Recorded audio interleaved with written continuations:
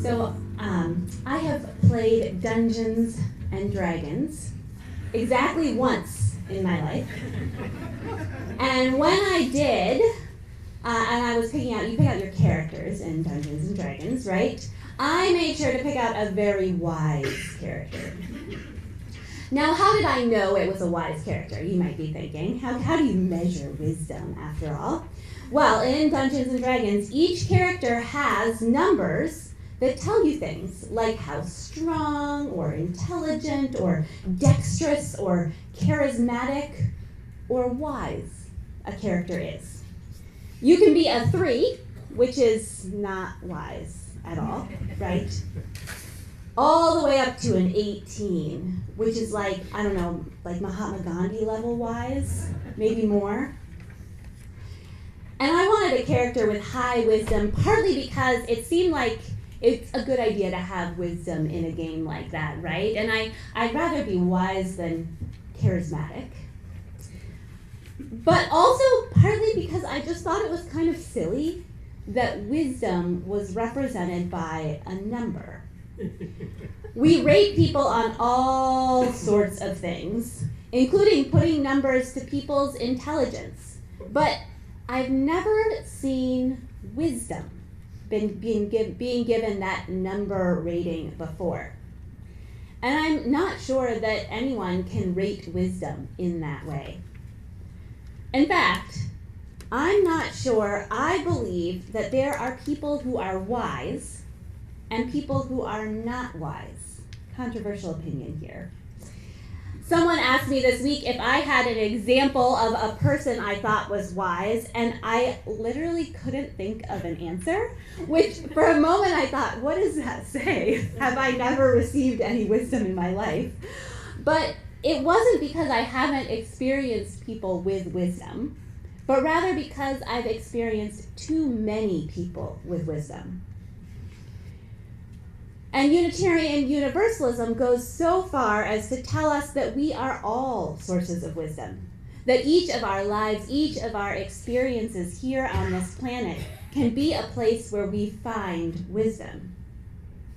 For many years now, we Unitarian Universalists have declared that these experiences are a source of wisdom just as much as any book or words of an ancient writer. This trust in the wisdom of our experience is in contrast to the priestly traditions from which we emerged. One of the sparks for the Reformation, the splitting of the Western Christian Church in the 1500s, was that Catholicism held tightly to this idea of priests as intermediaries. They were the only ones who could interpret Scripture, and they also had to be the link between people and God. The Reformers didn't like this. They believed that everyone should have access to the wisdom of Scriptures, and that everyone had access to God without any kind of intermediary. One of the core concepts of Protestantism became this idea of the priesthood of all believers. Unitarian Universalism certainly follows in that tradition, and like most things, we've taken it another step further. It's not just that we have access to wisdom from sacred words or sacred beings. We actually get to use our own lives as a text. We have wisdom within us, and we can find wisdom in the way we move through the world, in each of the experiences we encounter. We can make our own wisdom. This is a powerful concept. It brings the realm of the sacred down to earth, saying that each of our lives are sacred, and that this world itself is a source of wisdom for us. From that little voice inside the head of 4-year-old Theodore Parker to the wisdom of a people who had survived 40 years in the desert, the wisdom of our lives and our hearts matters. Our direct experience is a sacred text just as much as any of those words that were written down thousands of years ago. I love that direct experience is one of our sources. And like so many parts of Unitarian Universalism, getting wisdom from our experiences is much harder than getting it from a book, right? Think about those Israelites in the desert. I bet they got some pretty good wisdom from those desert times, I'm sure. I bet they learned a lot about survival and persistence. I bet they learned a lot about freedom and building a new way forward. And I am absolutely sure as well that that was hard-won wisdom, that they wished they'd never had to get it that way. There's a reason that we use that idea of wandering in the desert as a metaphor for what? Joy? No. For hard times, right? For hard times. So maybe looking back, they can think about the gifts of the desert, but in the midst of it, I imagine it was pretty hard to see those gifts. The wisdom of our lives is powerful, but it is often hard won. Those Israelites would rather, I'm sure, I'm going to just guess, I'm going to say, they would rather have read a book about going through desert times than have lived through them, right? Just as many of us would rather read a book about grief than experience it ourselves. Maybe we would rather read a book about fascism than live through it. The challenge is that the wisdom of our experiences comes not necessarily in the moment, but from hindsight, right? That appreciation of those desert times is a look back at it kind of thing. It's only after we've gotten through something that we can really look back and consider what wisdom we've gained from that experience. In the midst of it, it's just harder to have that perspective. And in fact, being told to have that perspective can make you kind of mad, right? In the midst of it, it may just feel hard, and that's okay. Last month, March, marked the 5-year anniversary of the first COVID stay-at-home orders in the US.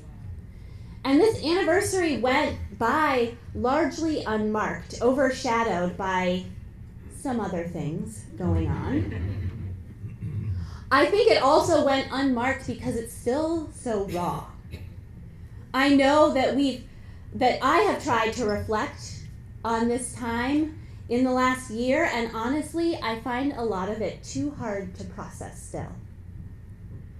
But some folks did try to write about the lessons of that time. There are countless articles that are lessons from COVID 5 years later, mostly about how we should use more hand sanitizer. But I do know there's wisdom, right? We got wisdom from that time. I know the lessons exist. I know, for example, that this community learned so much about our ability to pivot and pivot and pivot again, all without ending up back where we began. We learned how much we need each other, how hungry we get for three-dimensional people. At the same time, we learned what it is like to be scared of each other, of the very breath going in and out of our bodies. And we learned, perhaps most of all, that we can do hard things for longer than we thought we could. Some of this we learned in our minds, but most of it I think we learned in our bones. In the tensing of muscles in those anxious moments, in the warmth of a hug after too many months without, in the surge of joy at seeing beloved faces, in the centering down of our bodies during familiar rituals when all else felt unfamiliar. Wisdom often settles into our bodies well before our minds are aware. I am not grateful for the pandemic in any stretch of the imagination. Let me tell you that parenting two little ones with little to no support for more than a year is not an experience I would wish on anyone. The depth of the isolation in that time still feels painful. But I'm glad for some of the ways that it got us out of old patterns, for what it taught us about community and love. And if, knock on all the wood, we ever have to go through something like that again, we will be wiser than we were the first time around, right? We learned things. The power of encountering something for the second or third or fourth time is that we do bring some wisdom to it. That our experience can, in fact, help us move through it more smoothly than the first time around. I know I have found some of that to be true of parenting a second child. Not all the wisdom from the first time around works for the second one because they're like their whole own being. But I at least know that the hard phases pass, right? The older one got through it. I can see that, like I have proof. And so it must be that this will not be forever. I have at least that wisdom to go on. This wisdom of direct experience is so hard. It can be beautiful and sacred, but it's also hard. Because if we haven't been through something before, if we don't have the experience, what do we even have to turn to, right? That's when you want that book that tells you what to do. But I would say this is where we need one another most of all. I'm reminded of one of my favorite scenes from the TV show The West Wing. In it, one character tells this story to another character who is struggling. He says, "This guy's walking down a street when he falls into a hole. The walls are steep and he can't get out. A doctor passes by and the guy shouts up, 'Hey, can you help me out?' The doctor writes a prescription, throws it down in the hole, and moves on. Then a priest comes along, and the guy shouts up, 'Father, I'm down in this hole. Can you help me out?' The priest writes out a prayer, throws it down in the hole, also moves on. Then a friend walks by. 'Hey, Joe, it's me. Can you help me get out?' And the friend jumps in the hole. Now our guy says, 'Are you stupid? Now we're both down here.' And the friend says, 'Yeah, but I've been down here before, and I know the way out.'" Oh, yeah. So good. In these moments when we don't have the experience ourselves, it can be so powerful to have someone by our side who does know, who has been there before. If I don't have the wisdom to get myself through something, I sure hope there is someone else who knows how to get through it. Which, of course, is why we do this whole Unitarian Universalism thing in community. The wisdom of direct experience is too hard to do alone. We can't really expect any of us to hold all of the wisdom.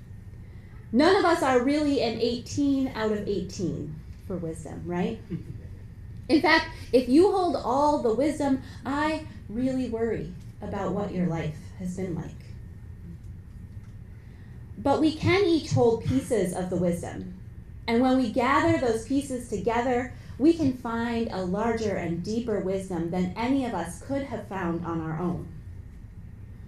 And in those times when we are going through something that really none of us have been through before, we just have to have faith that our wisdom combined will be enough. That we are doing our best with what we've got, and at the very least, we have more wisdom together than we do apart. Wisdom requires us to trust ourselves, but also to trust each other, to know that each of us carries some wisdom in us, and that we need all of that wisdom combined if we're going to make it through the world together. Together, I know we can.